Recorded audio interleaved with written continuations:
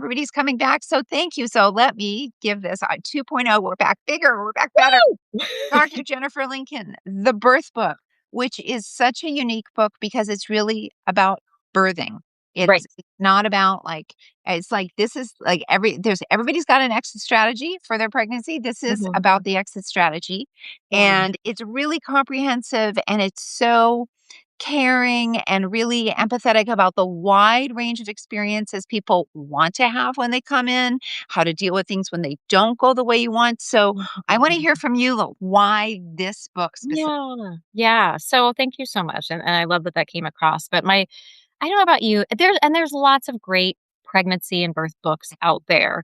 I can think of a couple, but they're very pregnancy heavy, right? And then like the birth part is that it's there, but it doesn't dive into like the nitty-gritty of the things that can happen. And so as an OB hospitalist, I practice just in labor and delivery.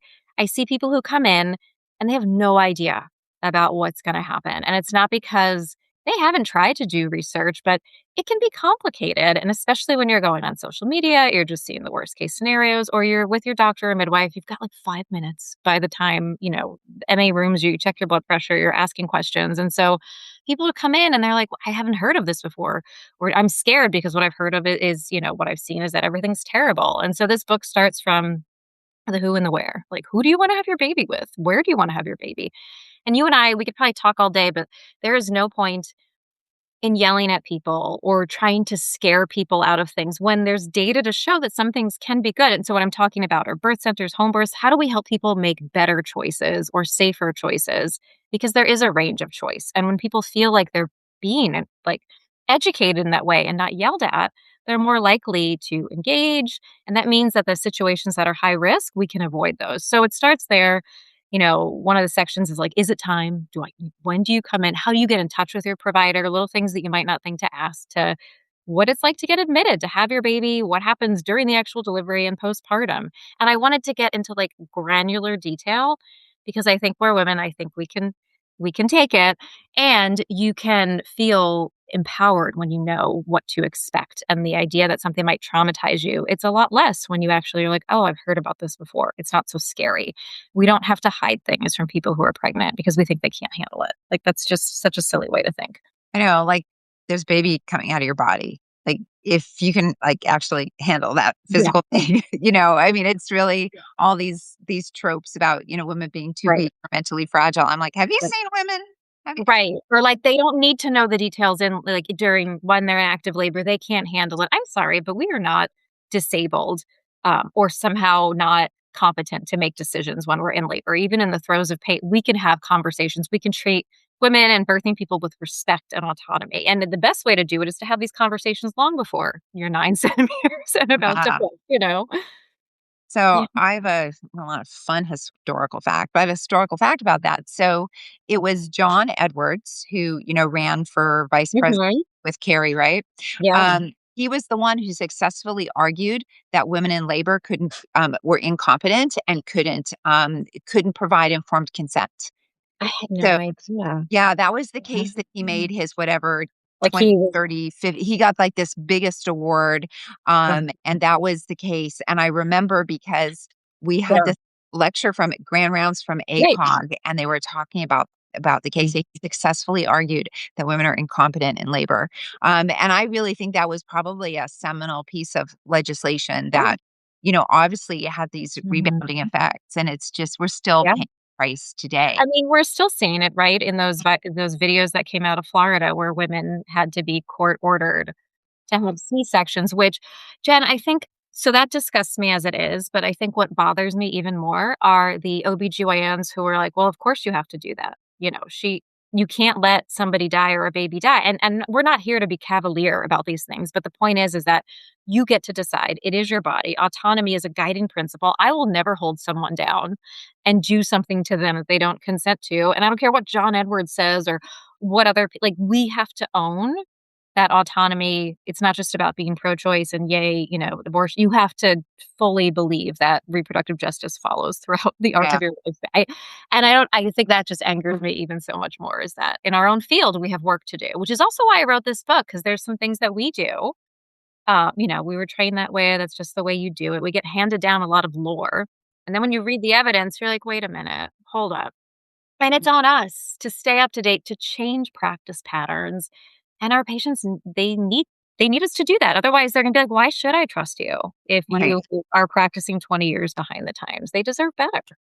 Absolutely, absolutely. I know that that case from Florida, that was also deja vu because Yeah. there were 2 or 3 cases like that in the '90s, right when I Yeah. for around the time where I moved to the United States, You're and like, why did I come here? What is yeah, one was, a woman who was breech, and they were, gonna force her to have a C-section, and there was another one that she had some kind of complication, and it was just, it was just awful, and then that just seemed to go away, and it was Right. really weird, like, there was Yeah. several cases, and it was everywhere, and then it was gone, Yeah. and and so it was just not obviously, it's incredibly alarming to see it resurface, but with everything that's going on politically, it wasn't surprising. Yeah, it's not surprising, and I think it's more concerning now because I feel like any guardrails we maybe had about ideas about what was considered unacceptable has just gone out the window, and when we're seeing the lack of access to care, hospitals are closing, labor and deliveries are closing, doctors are afraid to do their basic job, not because they're bad people, but because they live in states like Texas and Florida where these people want to put us in jail, and, you see this, right? People are like, "Healthcare, why are you talking about politics? Why do I talk about why you should know the abortion laws in your state in a book about wanting to have a baby because it's all related because that Right. comes into our exam room. I don't want it there, but it's there. And so we need to tell patients so they can understand here's what we're up against and here's what you need to know. And like even think about like where you live. Do you want to have a baby here? Here's the extra things you have to think about. I don't want people figuring this out when they're bleeding in their bathroom, right? Because we know that's how people die. I was just looking at the data for postpartum contraception. And of Mhm. course, if you deliver it in a Catholic healthcare system, you may not get your postpartum tubal ligation, you may not get your postpartum IUD, all these things. Yep. And I can't remember the exact number off the top of my head, but it was something like 50% of people who were delivering at a Catholic hospital had no idea. Yeah. Even though that's where they were, no, Yeah. because you don't think about it beforehand. Why would you Yeah. think you couldn't get a medication? Yeah. And that so Right. and Right. so and they're less able to get their postpartum contraception, Mhm. they're more likely then to have a second pregnancy, and so, Mhm. yeah, so it's all really important for people to be aware, and I really love in the book how you're so true to the evidence and so true to the lived experience, like, if Mhm. you wanna have a home birth, here's the data. If you Mhm. want to have a scheduled C-section, here's the data. Choice comes in all forms, and the Right. only thing, the sort of the message that I got from this was the only thing that's wrong is not having the information so you can make the choice at home. Yes. Right. Not having it or being coerced or and I think being coerced, by people like us who are like, "Well, do you wanna die?" Nobody wants to die, so could we stop, like, trying to scare patients into what we wanna do? Instead, let's have conversations. Let's give people the evidence and let's remove our emotionality from it, given what people choose. But we have to realize that most people aren't getting the information. Lord knows they're not getting sex education that's comprehensive. So they don't even know how their bodies work, not because they're not trying. It's like an act of resistance to understand how your body works. And I think that um I do in my book, I call out, I'm like, does the religious affiliation of your hospital matter? Because it does. And it's even more nuanced than that. It's like what state and what do they allow? I just don't want people showing up having no clue about whatever it is, because that's where trauma happens. And when 1 in 3 births in the United States are women experience them as being psychologically traumatic, which is horrible. So much of that comes from I didn't know, I wasn't listened to, I didn't know what I was allowed to ask. And so it's an act of resistance to know that you can ask these things and you can be treated with respect and you can have your doula there and they don't get kicked out, or you can ask for what a primary C-section is and not be talked into things. Like just imagine if we just really informed people and had all these things at our disposal. Just think how much better our outcomes would be. Oh, absolutely. I think, I think it's very important for, healthcare professionals to realize people may make choices that you wouldn't make. I Mhm. mean, I still remember years ago when I did obstetrics, somebody, and this was long before, we had all the prenatal diagnostics we have now. And Mhm. I think it was like, what are we, we just did alpha fetoproteins. Like this is Right. back Yeah. there. And or whatever, her test came back, like, it was like a Mhm. 50% chance that, Yeah. of Down, like, extraordinarily high for Down syndrome. And, I was like, "Well, we'd recommend an amniocentesis." She's like, "Well, that makes this a 50% chance it won't be." Like, she was just like, and Right, people look at right. statistics differently. They mean if the meaning is so different for people, so it's really important to have, something like this that really honors that. Thank you. And I also think too, I think it's really important, with your books, like this is what you do every day, right? When you wrote the Menopause Manifesto, the Vagina Bible, like this is what I do every day and actually most nights, but a lot of days. I think it's really important that when you're getting your information that's related to something so clinical, that it comes from somebody who is doing it, who understands the consequences of those conversations. Um, because anybody can read a paper, can see the data. And I'm not saying that though, it's not good to do that, but to have that clinical interpretation of, and that's why I included in a lot of my tables the risks, the benefits, and then my thoughts, just Right. to give you my little clinical experience. But again, you decide. But we know what stakes where things are at. We know what can happen.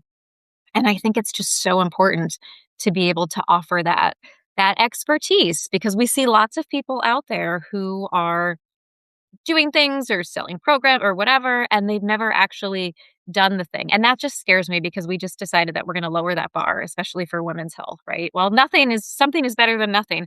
Maybe not because if it's not correct, I think that's way more harmful.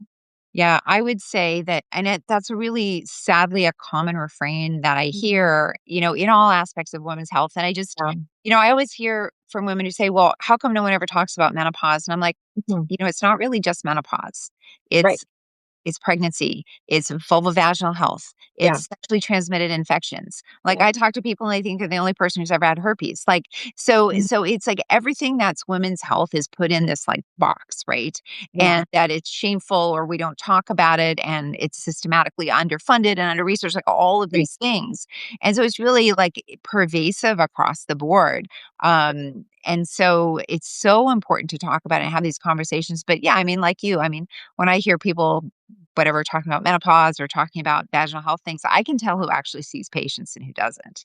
Um, Oh, you know, yes. Yes, yes, because yes. the word choice or you're not Yeah, seeing many yeah. people because if you don't have those, Right. if that's your answer, like, you know, Right. you got to have a whole bunch of different answers because you got a whole bunch of Yeah. different patients in front of you. Yeah, and, reporters will come to me or people ask me questions about menopause and can I answer the basics? Of course, like we've gone through training, residency, but if it's anything more granular, I'm like, "Let me tell you who does this every day and who's the real right person because there's nuance and that's what gets lost." And you lose that if you think that a paper that included 20 people is somehow the end all be all and now we're going to completely change what we do or that we've somehow been lying to or that we're just going to accept that as like the best science. And I know you see this all the time in menopause, but I just feel like it's in every field. But people, the average person is just trying to do the best they can. And so Yeah. it's not that they're dumb or they're fault. It's just we're getting the results we're set up for. So we need people to trust us. Which is why physicians and people need to show up writing books and being on social media and not disrespecting people and meeting people where they're at. And I think a shame free way. It's huge. Yeah, I mean, it's like, here's the facts. I mean, whenever Mhm. I'm upset, I'm just upset at the people spreading the misinformation. Oh, Uh, 100%. Yeah, that's it. I'm like, you know better. And if you don't, that's even more concerning, but not for the people who, yeah, they're like, I thought Summer's Eve was good. I was like, of course you did. You've seen it in the aisle since right, you were 6 years old. So of course you think it's right, fine. exactly. Yeah. And no one ever asked you the details, like, what Right. are you doing to wash? So if nobody Right. ever asked you, just assume it's all okay. Is And everything okay down there? Sure. Yeah. What does that even mean? Like, what are we even yeah, talking about? Yeah. if you're, I Yeah. mean, I don't think the print magazines are so big anymore, but, if you're, maybe from just 10 years ago and beyond, I mean, the way the women's health magazines, I mean, they're part of the problem too, because apparently Mhm. the only thing that matters to women, is Right. your pubic hair. Like Right. everything, Right. everything. And how to remove it so you look really hot on spring break when you Yeah, get your mean, bikini like, body or whatever, yeah. I And I swear think that's, like, the most common, the most popular yeah, topic. I'm like, yeah. Or "Really?" and I feel like, your audience we were just talking about this, your audience obviously follows you for a lot of menopausal content, and I think it's really important if people are in that era watching this, like, I this book is also for you because I want sometimes people say things to pregnant people and it can be really damaging. Like, "Oh, back in my day, we did this," or "Back in," or "You're gonna have a C-section," or "You're gonna have an epidural," like, "You're gonna mess up." I just think there's so many good ways that you can be supportive and let go of some of that maybe that shame you had from your own births or things you didn't even know you could ask for, and then support your daughter, your granddaughter, or whatever. Because it is pervasive at every life stage, we're just skipped over. Learning more about everything, I mean, even if Mhm, it doesn't apply to you is incredibly mhm. valuable, yeah, because you may have a sister, you may have a cousin, you may Right. have a child, and, I would say, great book for a shower gift. Yes, Just yes. saying, You um, know? Yeah. That and, like, get something like, the baby's gonna come, and it'll be great. Like, buy a bathrobe, get a massage. Like, I always when I am at a baby shower, I'm like, "How can I take care of the mom?" So you could do this and some chocolates, and a night at a hotel. Like, that's what I right, that's my favorite to or give to people. I know people who've done meal delivery services as gifts as well for, so just something Mhm. else too Yeah. to think about. I mean, it's a long time ago for me, um, but, and, my experience is a little different, but, I mean, it's even when you're an OBGYN and you're doing it all Mhm. the time, when it happens to you, it's different, Oh, it yeah. really is, and so I would say that for all the doctors out there, all the if you're doing, even if you're an OB yourself or, a Mhm. family medicine doc who does OB or you're a nurse midwife, Mhm. I really encourage you to read this book because this is what you're doing all day. You're a laborist, so Mhm. there, like it's your jam. That's all the ins and outs, and Mhm. I love reading that kind of stuff. So I'm like, "Ooh, that's a really good way to phrase it," or, "Oh, yeah," like, you can tell when somebody has that clinical expertise. Mhm. Yeah. Oh, thank you. No, and I started writing this book for patients, but as I was reviewing the data and I was like, "Wait a minute, how long have we known this for? And why was I not taught this? And oh, I should have been." I mean, it's affected even the way that I've practiced a bit. So I really this book is also for the people like me who are out there, the midwives, the anesthesiologists, because I could talk all day long about how we need to stop restricting oral intake in labor because the data is ridiculous and they do it in other countries without any increased risks. And I j it I so what I've seen, the thread throughout all this is that so many studies have forgotten to measure the psychological harm of telling somebody they can't do something with their body when there's no good evidence. Of course, there's some life-saving things, and so many studies forget to measure that, and the ones that do, these women are saying, "It was really traumatizing. I felt like I couldn't, do what I needed to do." And then this is matrescence, right? The birth of a mother, and you start off being traumatized by it, and I really need our societies to recognize that and to say we can do better. And I know we're afraid of the medical legal situations here in the United States, but I think so much of that is avoided with clear communication, including everybody in the conversation, and in a lot of places doing the opposite of what we're doing right now, where all the decisions are made outside the room. And instead of, this all goes back to these people can consent, they want to be a part of these things. They're seeing the TikToks about how things are going bad and they want to be heard. And don't shouldn't you want wouldn't you want that like for your own birth?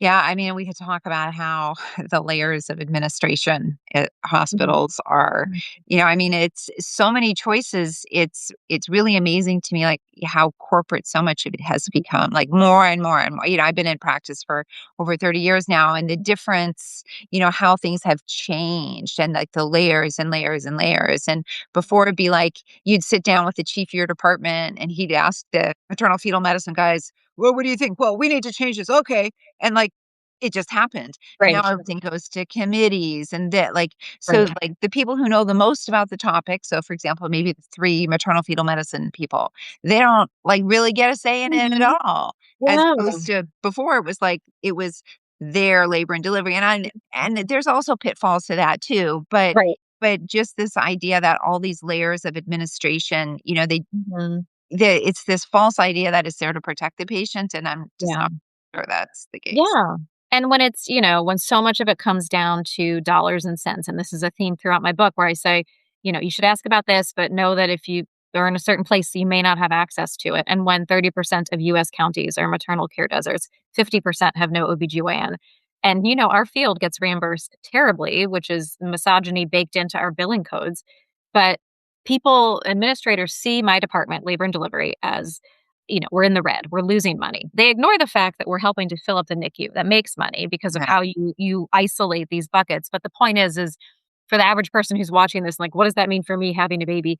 It means that sometimes we have to literally fight and say, this is why I should be able to have this tool, which costs nothing compared to what the orthopedists are using or the interventional radiologist. And yet I'm here just trying to save your life or, try to avoid something else. And we will do it. We will fight for you. But it's for profit insurance. It's having to think about these things and people who are never at the bedside who make these choices. And sometimes you want to scream. So that's why I like to educate on social media. And I'm in a union and I wrote a book because I was like, this feels like I can I can make Yeah. this noise somehow. But it's an interesting time to be in healthcare in this country for sure. Yeah, it really is. I mean, all these behind the scene things, I think it's very helpful for people to have a Mhm. greater understanding because you know what, when you when you crash into a system that's immovable, that is, Mhm. not getting you what you want, it does help to understand the Yeah. machine behind it. And it doesn't necessarily get you what you want, but I do think it makes you appreciate that, the the person who's you're facing, the Mhm. doctor, the nurse, that they don't have they're almost as powerless in this situation as you are as well, and Right. I think Right. it's useful to see that. I mean, Yeah. I think anyway, for me, Yeah. when I understand what's going on behind the scenes, I'm like, "Ugh, okay, Mhm. that makes sense." It kind of, like, Yeah. takes things down a notch. It doesn't make it Right. better, You but know who to be. You're like, "Okay, I know it's not you." And then, in my book, I put, like, I feel like I'm not being heard. Who do I go to? I right. Most people don't know a patient advocate exists or that you can go up this chain. Or I include a question in the book, "Does my insurance cover everything?" Which is ridiculous. And when people outside of the country message me and they're like, "What's going on with what do you mean Yeah. you had to pay money to have a baby?" And I'm like, "Hang on tight." Um, but if you know these things to ask and you don't get caught off guard and it's not your doctor or your nurse or, but it's this thing and this reason and that's why this unit is closed down, but it also gives patients the voice to say, "Okay, so it actually does matter when I vote in these state elections, and it does matter when I write the letter and I share what happened." Mhm. It gives you some agency back too to realize they're only going to pay attention if we demand it, and who better than the patients who can vote with their dollars of which hospital system they're going to go to. You know? I would put in another plug for the importance of your state elections Oh, because yes. sometimes you hear about awful catastrophes in other states. Mhm. And you just think, well, this like, sounds like why did that happen? And I'm Mhm. just getting this is an example that is not related to obstetrics, but my son had open heart surgery Mhm. year and a half ago, 2 years ago, Mhm. and they were really clear to tell me that that his surgeon would be there with a physician's assistant at the beginning, but as soon as his chest was open, there was going to be a second cardiothoracic surgeon in there, and that there's a law in California that there must be 2 cardiothoracic surgeons Huh. in the OR as long as the bypass machine is running. Now, of course, that Wow. makes sense. Yeah. What if somebody had a stroke? Right. Right. What if a catastrophe happens? Right. What if, right? What Right. if that person all of a sudden starts to get diarrhea? The doctor Right. like, Right. "Can happen." Like a pilot flying a plane. I mean, to be on cardiac Right, bypass, this is not taking out your gallbladder. It's a right. big deal. Like, Yeah. yeah, I mean, while it would suck with your gallbladder out, you can handle being under anesthesia for another Right. 45 minutes while they come and get somebody, and it's Mhm. not ideal. But in this situation, it's exactly like flying a plane. And I said, Yeah. "Oh my God." So then what happens in states are like, yeah, some states don't have that protection. So that Mhm. made me think because of course under an insurance system and where everybody's trying to wring the last dollar Right. out, do you need to have to Right. so that's just another plug Yeah. for the But it's truly those laws, right? Because let's be real, the hospital is not like, "I am so excited to now have 2 cardiothoracic surgeons who are gonna drop bills," right? Like, right. they're like, "What can we get by?" Because they're trying to make, whatever. So it's these laws. It's the same thing in our state when we had, laws about staffing and nurse ratios. I think that's a great example of where you see Mhm. that, especially on labor and delivery, is the nurse Right. ratios. Because when I hear that there are nurses on labor and delivery managing patients in active labor, multiple ones at a time, I'm like, in my hospital, it's one to one. Like, to Right. think that you would have, like, 2 or 3, I mean, we're essentially running an ICU level care because our medications require that amount of one-to-one care, but it's because of state laws. So, yes, and it matters if you had an experience or something wasn't ideal. You're not mad at the nurse necessarily, but you're like, "Tell me about your staffing ratios," and if you hear that, then you can complain and you can say and you can advocate and change, and your state reps are gonna be way more accessible than, Yeah. and not that bigger elections don't matter, of course hello, of course they do, but these matter too. Yeah, and I mean, there's data that shows with, hospitals that are owned by private equity that, they're Mhm. more likely to have staffing, issues and Yep, not staff up appropriately because obviously they're all about, right. Making the efficiency. yeah.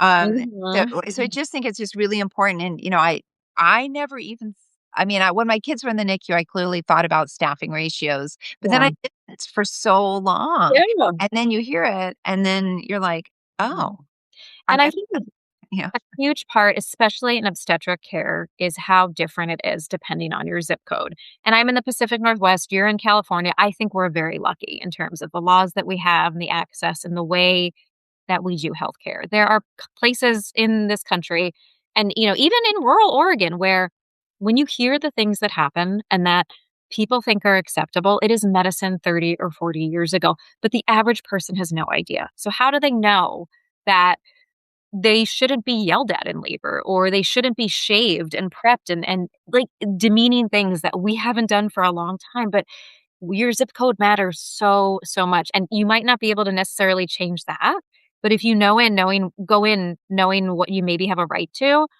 you can potentially fight back a bit and not in a but you can they can see like, oh, we need to do a bit better here and potentially have better outcomes. And should you have to do it? No, but I want to give people a tool to be like, listen, this So is the they're best we can do while we're also fighting right. outside too. So there really still people shaving people? The Jen, the DMs I get, the Okay. DMs I get, are I crazy. And they and I wanna take my phone and I wanna yeah, and the best is, like, the nurses who get it and they message me and they're like, "This doctor, does this doctor" I'm like, "You could say something," but then you're in a small community. We It's so complicated, but we need to demand better, and we need to hold yeah. people accountable, and I know you and I have very similar feelings about this. Yeah. If you're board certified by the American Board of OBGYN, that should carry some weight, and it should require that you practice in a certain way, and you follow evidence, and you just don't suck as a human, but I don't know how to get through to that. So I'm just done because, my residency was 1990 to 1995, so a Mhm, long time ago.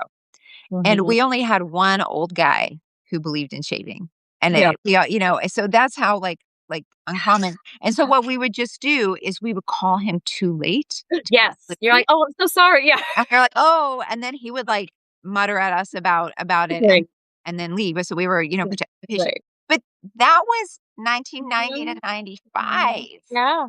I mean, crazy things, Jen, like telling patients they can't get up once their bag of water breaks and like making them full bed rest, like use a bedpan, which if you're listening to this, that's crazy. There's very few instances where maybe you might say that if you're breech or, you have extra fluid and you're worried about a cord prolapse. But this idea that, like, you have to be bedridden. You can't walk in your it's even nurses who are telling because it's hospital policy. So I want people to feel empowered to say, "What is the policy? What's the evidence behind that? Do I really need that?"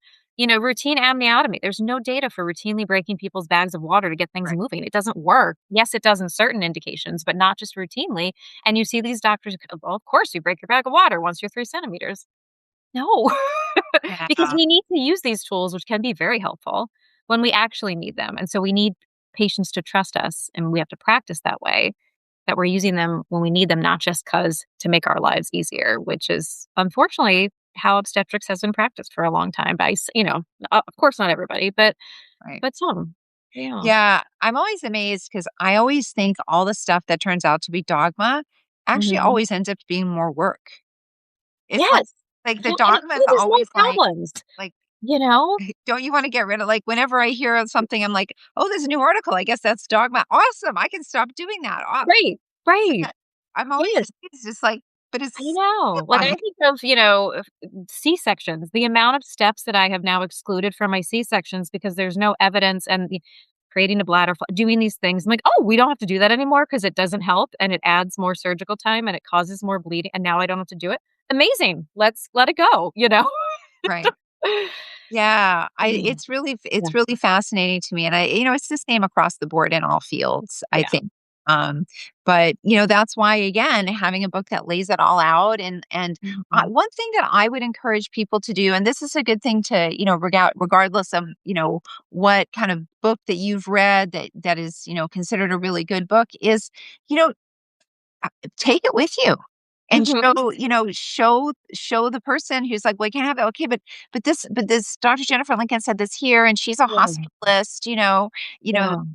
it's not like she's running some $30,000 consulting, Like like concierge. Yeah. she's working every day in a place like you are, Mm. and Yeah. she says this, why can I not have this? Yeah. And I have to say that, I've had a lot of people tell me that that has been an effective strategy Mhm. to actually have the book with Yeah. them, to open it up and show. And, Yeah. 'cause, you shouldn't have to, um, Right. but Right. it's also, and again, sometimes there's situations. I've had a couple of patients that'll be Mhm. like, "Okay, but that actually doesn't apply here because of Right. Right. this, and or you have this medical condition which kind of negates this, or you're Right. on this medication which actually has a severe drug interaction with Mhm. that." Yeah. But it's actually really uncommon. If the book is well written, that shouldn't happen. Yeah. So I would say that's something else to think about, is put this in, in your baby kit or Mhm. hospital kit, or what do people call them, their bags for.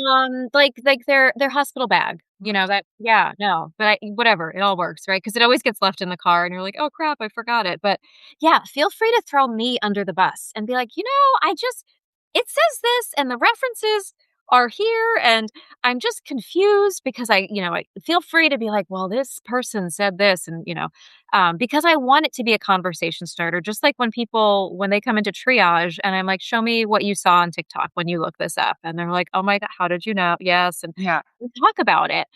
It's why I also included checklists that if you go to my website, you can sign up and get them all for free. So even if you don't buy my book, you can get all the checklists because I want you to have that of the questions you should ask, like, "How do you feel about VBACs? How do you feel about this? What's your philosophy on cervical exams? Am I okay to deliver in whatever position is safe for me and my baby?" These are things that you might be like, "I can't believe I have to ask that." It's great to ask it beforehand. Then when you're in active labor and your doctor is saying, "You have to have your baby on your back because that's what's safest," which again, small exceptions, yes, but for the vast majority, Right. no. And so having that in your back pocket, I think can be really helpful and can give you a bit of authority of like, well, I did my homework and this said this.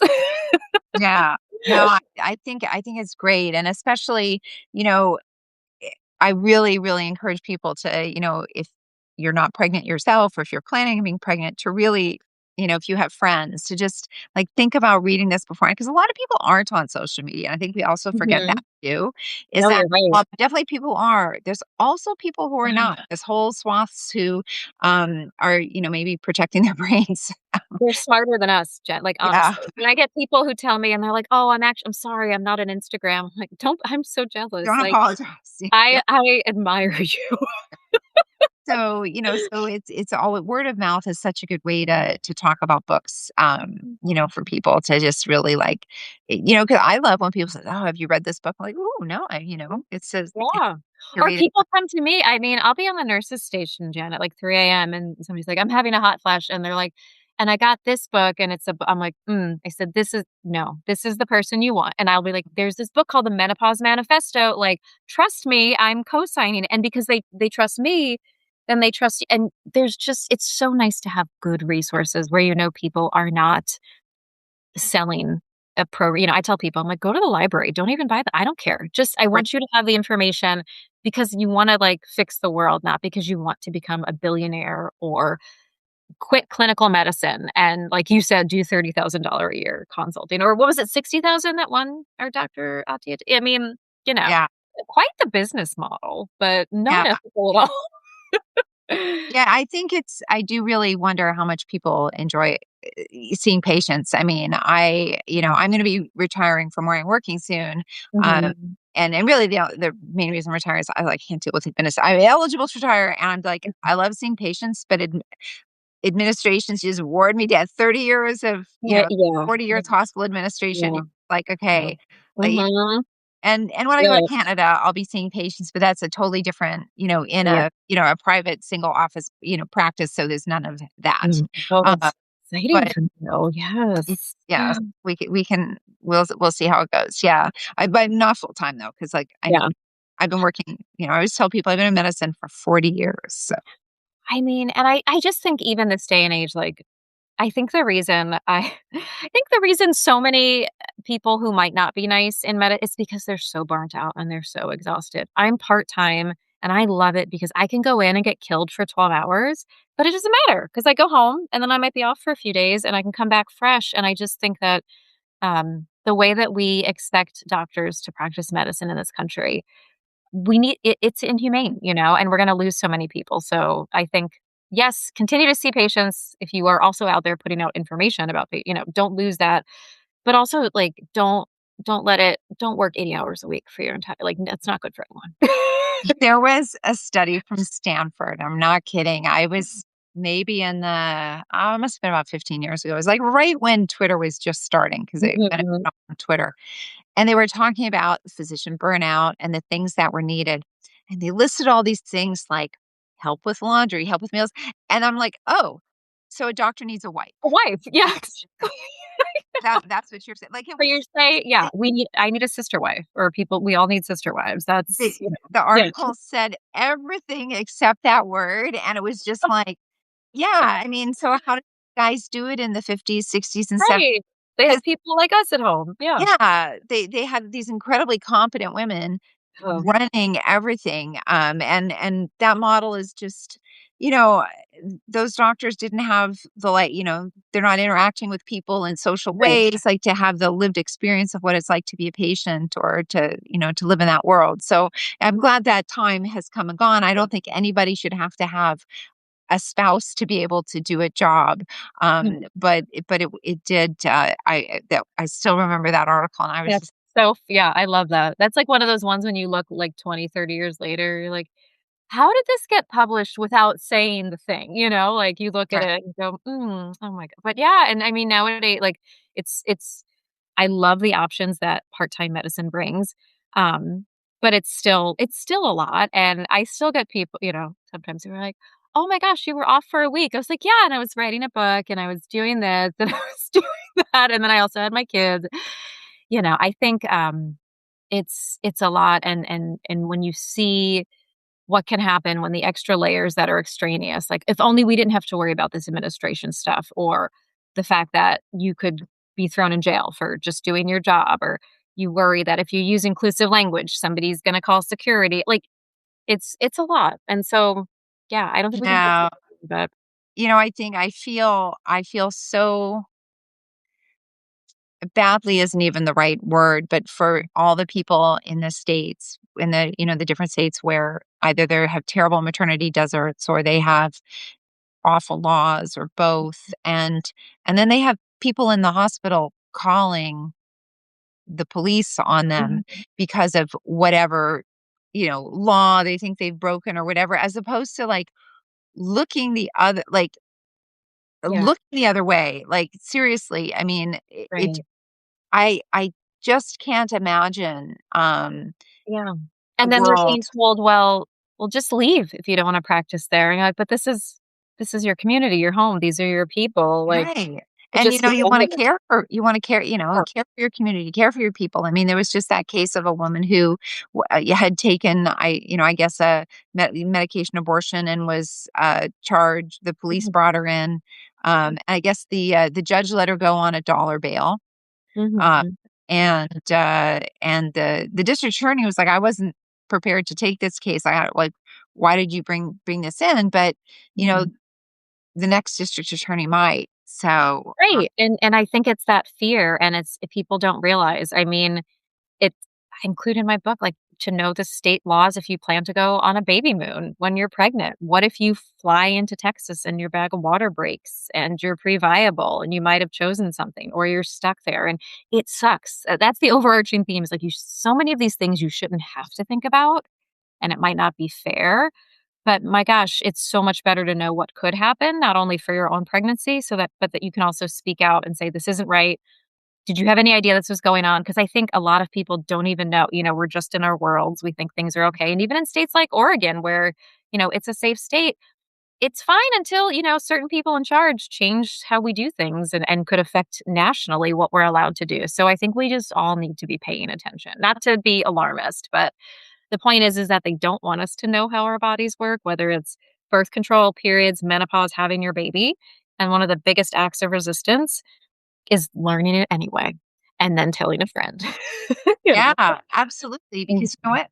If you can't get your postpartum contraception because you're at a Catholic hospital mhm, and it's too difficult for you to figure out how to get back to the hospital to get the most effective form of contraception, mhm, IUD or an implant, and then you're stuck with something less effective, mhm, and then you end up having more pregnancies than you wanted to in a time frame, that can affect poverty, that can affect all, mhm, has so many other ramifications, but keeping people in chaos, whether it's which mhm, hospital do I go to, whatever level the chaos is, mhm, keeping people in chaos benefits fascism. So, and I also want to point out to people too. Sometimes people think, well, how are these, how are these abortion laws going to affect me? Well, they're affecting people because we're seeing pregnant people in Texas not being able to get, the care that they need. And they've got ruptured membranes at 22 weeks and they're being forced mhm. to continue the pregnancy until